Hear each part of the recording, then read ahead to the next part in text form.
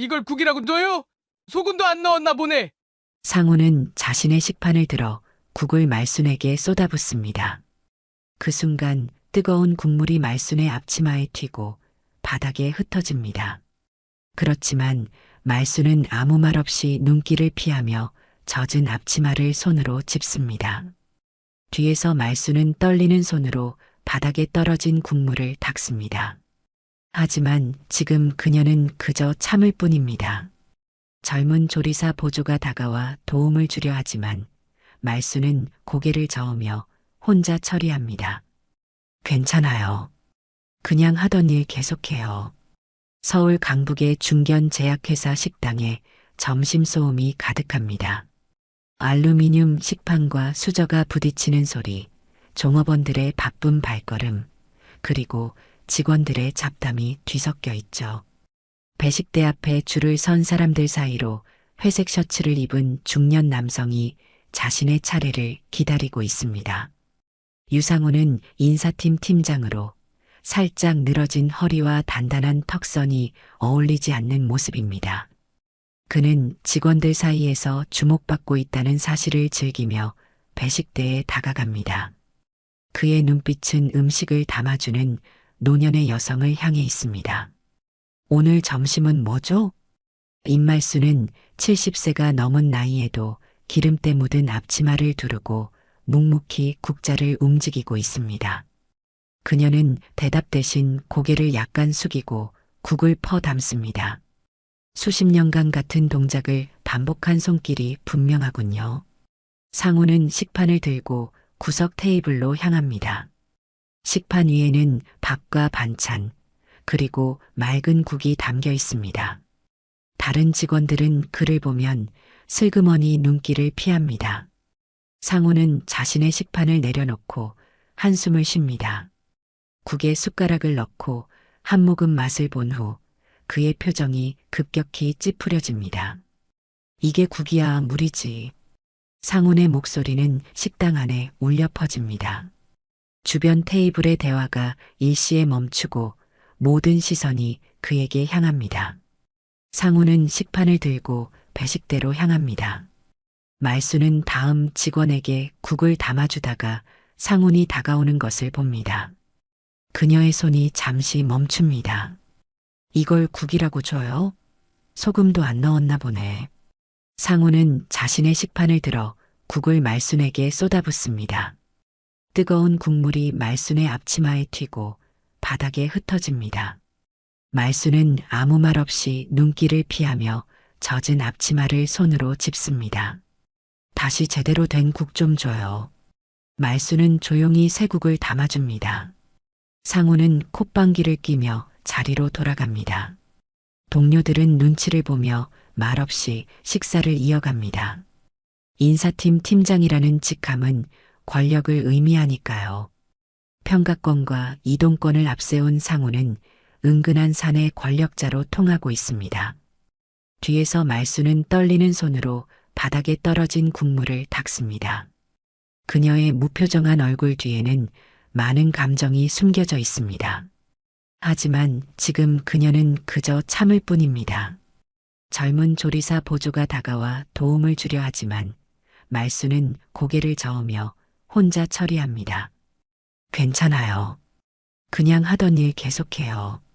배식대 저편에서 상우는 자신의 휴대폰을 확인하며 미소를 짓습니다. 소개팅 약속을 잡았다는 메시지가 도착했군요. 그는 만족스러운 표정으로 국을 한 모금 마십니다. 이번엔 맛있다고 생각합니다. 며칠 후 퇴근 시간이 가까워오는 저녁 시간입니다. 상우는 평소보다 일찍 사무실을 나서며 넥타이를 느슨하게 풀었습니다. 오늘은 평소와 다른 약속이 있는 날이니까요. 회사 밖으로 나오자 초가을의 선선한 바람이 그를 맞이합니다. 강남의 한 고급 레스토랑. 상우는 조심스럽게 입구를 들어섭니다. 정장 차림에 깔끔하게 정돈된 머리, 평소의 권위적인 표정 대신 부드러운 미소를 띠고 있습니다. 예약된 테이블에는 이미 한 여성이 앉아 있군요. 동료가 주선한 소개팅 상대입니다. 정서연 씨죠? 기다리셨나요?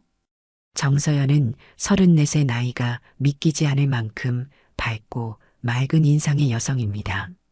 단정하게 묶은 머리와 심플한 원피스 차림으로 미술 강사다운 세련된 감각이 느껴집니다. 그녀는 미소를 지으며 고개를 끄덕입니다. 아니에요. 저도 방금 왔어요. 식사가 진행되는 동안 상우는 최대한 젠틀한 모습을 보이려 노력합니다. 평소의 그와는 전혀 다른 사람처럼 말이죠. 유머도 섞어가며 대화를 이끌어 나가는 상훈의 모습에 서연은 점점 마음을 열기 시작합니다. 부모님과 같이 사신다고요? 요즘 같은 시대에 어르신들 챙기는 모습 정말 보기 드물어요. 서연이 미소를 지으며 대답합니다. 아버지가 목사님이시고 어머니는 퇴직 교사세요. 가족이 제겐 가장 중요한 가치니까요. 상우는 고개를 끄덕이며 공감하는 표정을 짓습니다. 저도 그렇게 생각합니다. 가족이 있어야 사람이 단단해지죠. 두 사람의 대화는 자연스럽게 이어지고 소개팅은 성공적으로 마무리됩니다. 헤어질 때 서연은 상훈에게 다음 만남을 약속받았습니다.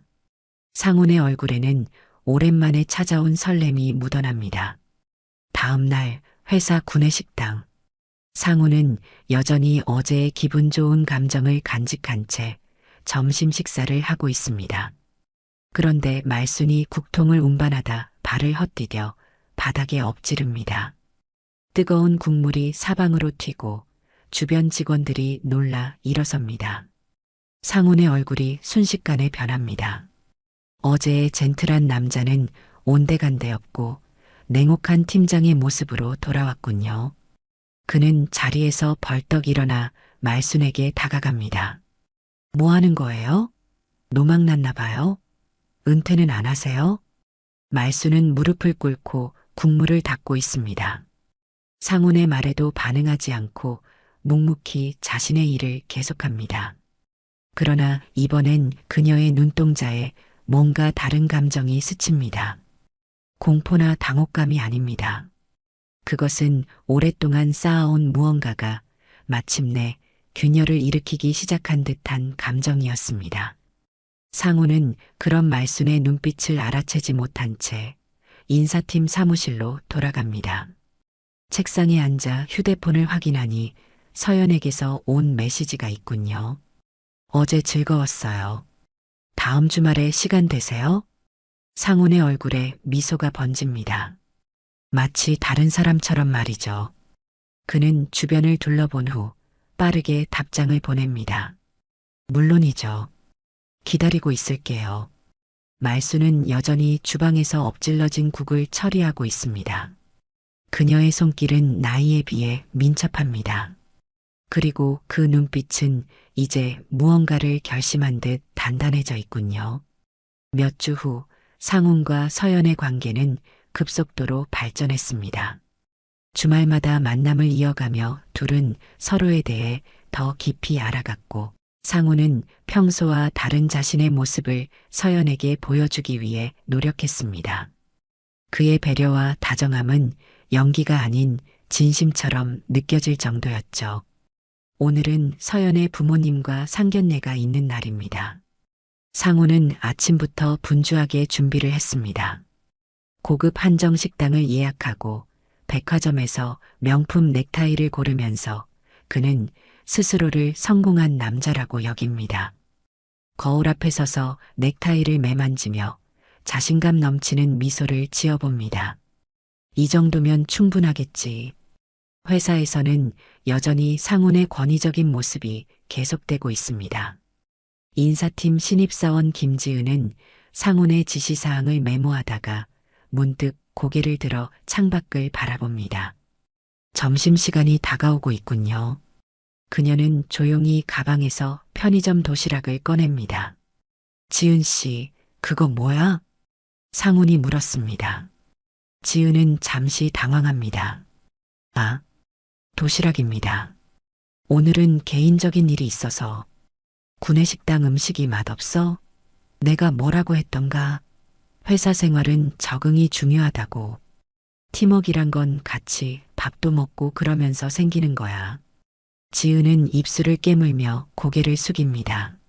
말대꾸할 수 없는 분위기가 팽배합니다. 다른 팀원들도 눈치를 살피며 자리에서 일어납니다. 점심시간이니까요. 저는 선약이 있어서요. 지은은 작은 목소리로 말하고 자리를 뜹니다.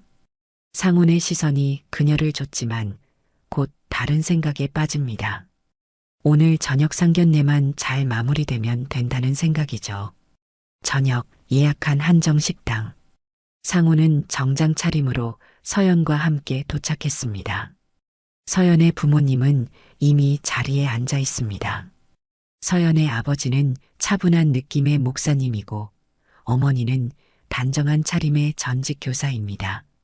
상훈은 공손하게 인사를 드립니다. 안녕하세요. 처음 뵙겠습니다. 유상훈입니다. 서연의 아버지가 상훈을 바라보며 미소 짓습니다. 서연이가 많이 얘기했어요. 앉으세요.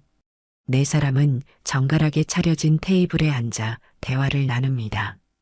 상훈은 자신의 직장과 경력에 대해 이야기하며 좋은 인상을 심어주려고 노력합니다. 서연은 가끔 미소를 지으며 상훈을 바라봅니다. 음식이 세팅되기 시작합니다. 종업원들이 먼저 밑반찬을 놓고 이어서 주요리가 나옵니다. 상훈은 자리에 앉아 편안한 대화를 이어가고 있습니다. 그런데 그때 주방 쪽에서 음식을 들고 들어오는 조리사의 모습이 눈에 들어옵니다. 입말순. 상훈의 몸이 굳습니다. 눈앞에 있는 사람은 분명 회사 구내식당의 그 조리사입니다. 말순은 무표정한 얼굴로 상훈을 바라봅니다. 시간이 멈춘 것 같은 순간이었습니다. 서연의 아버지가 말순을 향해 미소 짓습니다. 우리 큰 처형이에요. 요즘 건강 때문에 일거리라도 한다고 저기서 잠깐 일하세요. 상훈의 젓가락이 덜덜 떨립니다. 식은 땀이 등줄기를 타고 흐릅니다. 말순은 상훈 앞에 마지막 요리를 놓으며 작게 속삭입니다. 오랜만이네요, 팀장님. 서연은 상훈의 표정 변화를 알아챘는지 걱정스럽게 물어봅니다. 괜찮아요? 얼굴이 창백해졌어요. 상훈은 억지로 미소를 지으며 고개를 끄덕입니다. 네, 괜찮습니다. 조금 피곤한 것 같네요. 말수는 아무렇지도 않게 자리를 떠납니다. 서연의 부모는 상훈의 얼굴이 변한 걸 놓치지 않았습니다. 특히 서연의 어머니는 의미심장한 시선으로 상훈을 바라봅니다. 다음 날 아침 상훈은 거의 뜬 눈으로 밤을 새웠습니다. 어젯밤 상견례에서 마주친 말순의 모습이 자꾸만 머릿속을 맴돕니다. 그는 식은땀을 흘리며 침대에서 일어났습니다.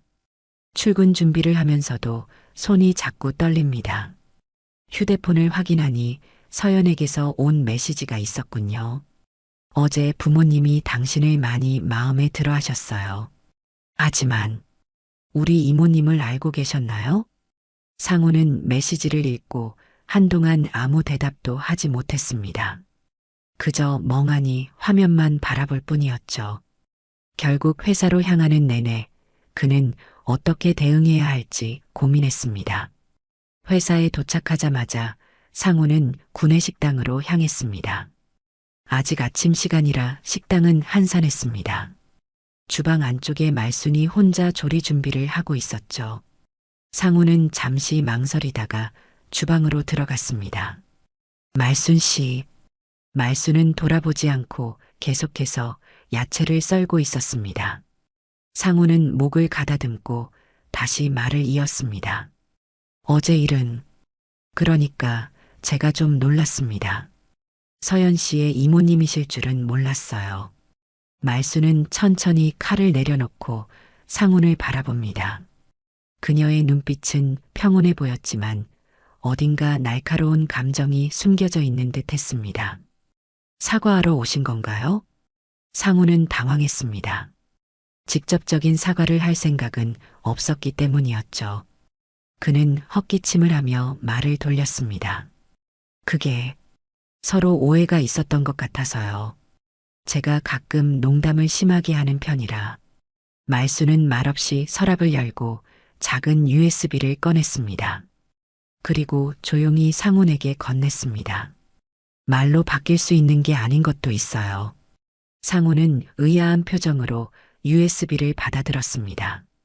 말수는 다시 야채를 썰기 시작했습니다. 그 모습이 마치 모든 대화가 끝났다는 신호처럼 보였습니다.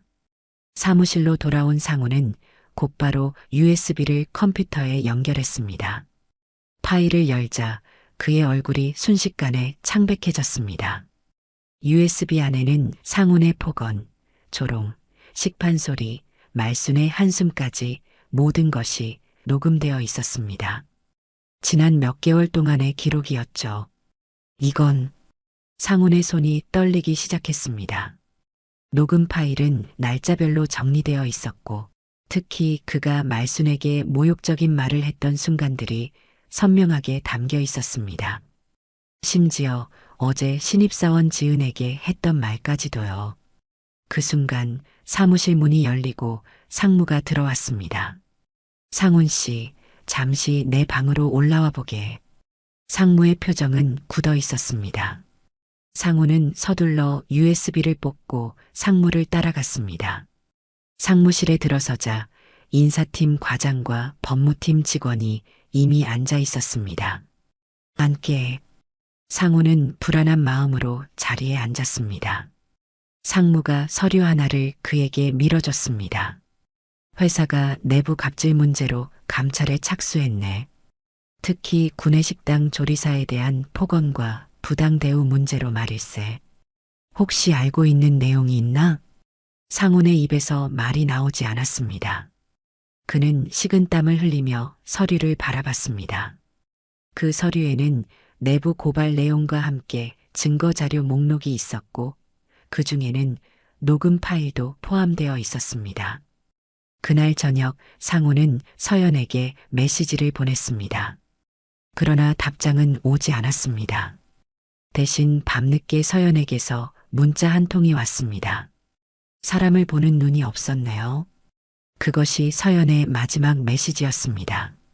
다음 날 아침 회사는 이미 다른 모습으로 바뀌어 있었습니다. 상훈이 사무실로 들어서자 인사팀 직원들의 시선이 일제히 그를 향했다가 빠르게 돌아갔습니다. 지은의 자리는 비어 있었고 그의 책상 위에는 정직 처분 통지서가 놓여 있었습니다. 회사 내부 감찰팀은 신속하게 움직였군요. 상훈은 통지서를 집어들고 자신의 자리에 앉았습니다. 정직 일주일 후 사직서를 제출하라는 내용이었습니다. 그는 주변을 둘러보았지만 누구도 그와 눈을 마주치려 하지 않았습니다. 마치 전염병 환자를 대하듯 동료들은 그를 피했습니다. 불과 하루 만에 그의 권력은 완전히 무너져 내렸군요. 점심시간 구내식당으로 내려가는 엘리베이터 안에서 그는 혼자였습니다. 평소 같으면 그를 둘러싸고 있었을 아부하는 직원들도 없었습니다. 식당에 들어서자 웅성거림이 잠시 멈췄다가 다시 시작되었습니다. 상훈은 습관적으로 배식대로 향했지만 말순의 모습은 보이지 않았습니다. 말순 씨는 어디 있습니까? 다른 조리사가 무표정하게 대답했습니다. 오늘부터 안 나오신대요. 상훈은 국이 담긴 식판을 들고 구석 자리에 앉았습니다. 이제 그의 주변에는 아무도 없었습니다. 문득 휴대폰이 울렸습니다. 서연에게서 온 마지막 메시지였죠. 가족 식사에서 이모님께 상처 준 사람과는 더 이상 만날 수 없어요. 이모님은 제게 중요한 사람이에요. 연락하지 마세요. 상훈은 휴대폰을 내려놓았습니다. 국에 숟가락을 담그려다 문득 멈췄습니다. 마치 그 안에 무언가 있는 듯한 느낌이 들었기 때문이었습니다. 하지만 그건 그저 평범한 국일 뿐이었죠. 단지 이제는 그 맛이 너무나 쓰게 느껴질 뿐입니다. 그날 오후 회사 내부 게시판에 익명으로 구내식당 갑질 논란이라는 제목의 글이 올라왔습니다. CCTV 영상과 녹음 파일의 일부가 첨부되어 있었고 동료들의 증언도 담겨 있었습니다. 글은 빠르게 회사 전체로 퍼져나갔습니다. 상우는 자신의 자리에 앉아 모니터를 바라보았습니다. 게시글 댓글에는 그동안 그가 모르고 있던 이야기들이 가득했습니다. 신입사원들에 대한 부당한 대우, 평가 과정에서의 불공정성, 심지어 그가 했던 성희롱적 발언까지도요. 특히 눈에 띄는 댓글이 있었습니다. 저도 회식에서 거절했다고 바로 다른 팀으로 보내졌어요. 식당에서 저보고 된장 냄새 난다고 했던 거 아직도 기억나요. 서명은 김지은이었습니다. 그녀는 익명을 선택하지 않았군요. 상우는 자신의 책상 서랍을 비우기 시작했습니다. 이미 모든 것이 끝났다는 것을 알았기 때문입니다. 그는 자신의 물건들을 상자에 담았습니다. 사진 액자, 커피잔, 수첩, 그리고 상자 맨 아래에는 지난달 받은 우수사원 표창장이 놓여 있었습니다. 얼마나 아이러니한 상황인지요. 퇴근 시간, 상우는 조용히 회사를 빠져나왔습니다. 아무도 그에게 작별 인사를 건네지 않았습니다. 로비를 지나는 동안 경비원의 시선도 달라져 있었습니다. 더 이상 공손하게 인사하지 않았죠. 그저 무표정하게 고개만 끄덕일 뿐이었습니다. 빌딩을 나와 거리로 향하는 상훈의 발걸음은 무거웠습니다. 그는 고개를 들어 회사 건물을 올려다봤습니다. 10년 넘게 출근했던 이곳을 이제 다시 볼 수 있을까요? 불현듯 자신이 얼마나 많은 사람들에게 상처를 주었는지 깨닫기 시작했습니다. 하지만 그 깨달음은 너무 늦게 찾아온 것일지도 모릅니다. 일주일이 지나고 상우는 정직 기간이 끝나자마자 회사에 사직서를 제출했습니다. 사무실에 들어서는 그의 모습을 보고 사람들은 작게 수군거렸지만 직접 말을 걸어오는 사람은 없었습니다. 인사팀장이라는 직함이 사라지자 그는 그저 그 사람이 되어버렸습니다. 누군가는 복도에서 이렇게 말하는 것이 들렸습니다. 그 인간, 별일 아니었네. 또 다른 목소리가 대답했습니다. 그냥 한 명 줄었을 뿐이야. 상우는 자신의 물건들이 담긴 상자를 들고 회사를 빠져나왔습니다. 퇴직금을 받았지만 이력서를 여러 곳에 보냈음에도 불구하고 회신은 오지 않았습니다. 회사 내부 갑질 사건이 업계에 소문이 난 탓인지 그의 이름은 어딘가 블랙리스트에 올라간 듯 했습니다. 집에 돌아와 소파에 앉은 상우는 텅 빈 천장을 바라보았습니다. 전화기를 들어 서연에게 전화를 걸어보았지만 이미 번호가 차단된 상태였습니다. 그는 컴퓨터를 켜고 자신의 이름을 검색해 보았습니다. 지역 커뮤니티에는 이미 식당 갑질남, 퇴사 후 목격담이라는 제목의 글이 올라와 있었고 비록 그의 실명은 없었지만 누구나 그가 누구인지 알 수 있을 정도로 상세한 내용이 적혀 있었습니다. 몇 달 후 상훈의 상황은 더욱 악화되었습니다. 저축해둔 돈은 점점 바닥을 드러냈고 그는 편의점 아르바이트와 배달 앱 일을 전전하며 생계를 유지했습니다. 한때 이력서를 평가하던 사람이 이제는 자신의 이력서가 번번이 반려되는 상황을 맞이한 것입니다. 어느 날 그는 아파트 경비원 모집 공고를 보고 지원했습니다. 면접장에 들어서니 관리소장이 그의 이력서를 살펴보고 있었습니다. 유상훈 씨, 나이가 좀 많으시네요. 저희는 보통 30대 중반까지 뽑습니다만. 상우는 고개를 숙였습니다. 제가 성실하게 일하겠습니다. 기회를 주시면. 관리소장은 미안한 표정으로 고개를 저었습니다. 죄송합니다. 다른 지원자들도 많아서요. 결국 아파트 경비 일자리에서도 연령 초과로 탈락한 상우는 터덜터덜 집으로 돌아오는 버스에 올랐습니다. 버스 안에서 우연히 전 직장 동료와 마주쳤지만 그는 상훈을 못 알아보는 듯 휴대폰만 들여다보았습니다. 아니, 어쩌면 알아보고도 모른 척한 것일지도 모릅니다. 집에 도착한 상훈은 자취방의 작은 주방에서 라면을 끓이기 시작했습니다. 그런데 물이 끓는 동안 잠시 한눈을 팔다가 냄비가 넘치고 말았습니다. 뜨거운 국물이 가스레인지와 바닥으로 쏟아졌습니다. 아, 젠장. 상우는 허둥지둥 불을 끄고 쏟아진 국물을 닦기 시작했습니다. 맨발로 주방 바닥에 쪼그려 앉아 행주로 바닥을 닦는 그의 모습은 한때 구내식당에서 국을 쏟아부었던 그날의 말순과 묘하게 닮아 있었습니다. 문득 그는 자신이 말순에게 했던 말이 생각났습니다. 이게 국이야 물이지. 그 순간 상훈의 눈에서 뜨거운 것이 흘러내렸습니다. 그것은 쏟아진 국물이 아니라 그의 눈물이었습니다. 그는 처음으로 자신이 했던 행동들에 대한 진정한 수치심을 느꼈습니다. 그러나 이미 너무 늦었다는 것을 그도 알고 있었습니다. 바닥을 닦은 후 상훈은 다시 라면을 끓이기 시작했습니다. 이번에는 조심스럽게 한시도 눈을 떼지 않고 지켜보았습니다. 완성된 라면은 식당에서 먹던 그 어떤 고급 음식보다도 중요하게 느껴졌습니다. 그것은 이제 그가 가진 전부였으니까요. 가을에서 겨울로 넘어가는 어느 날 상우는 지역 복지센터 앞에 서 있었습니다. 그의 손에는 구겨진 구인 공고문이 들려 있었습니다. 청소 일용직 모집이라는 제목의 공고였습니다.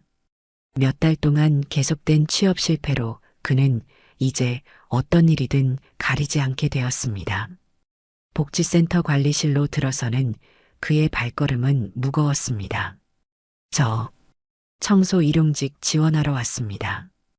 관리실의 직원은 상훈을 위아래로 훑어보더니 간단한 이력서, 양식을 건넸습니다.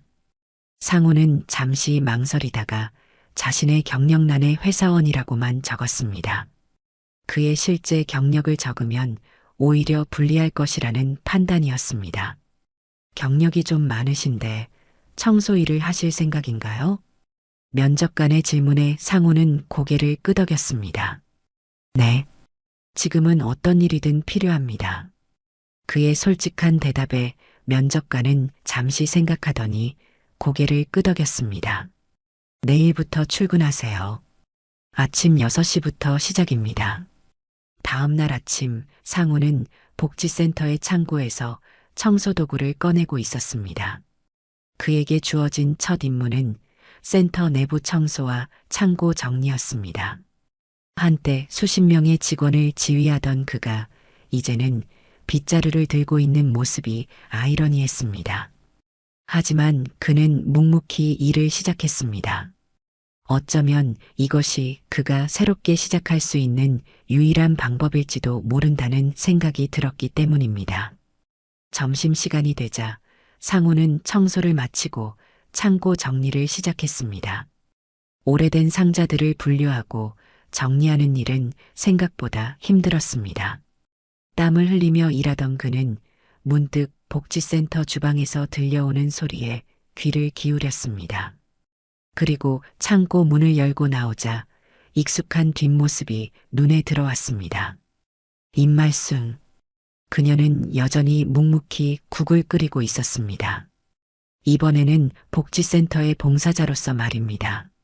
상훈은 그 자리에 얼어붙은 듯 서 있었습니다.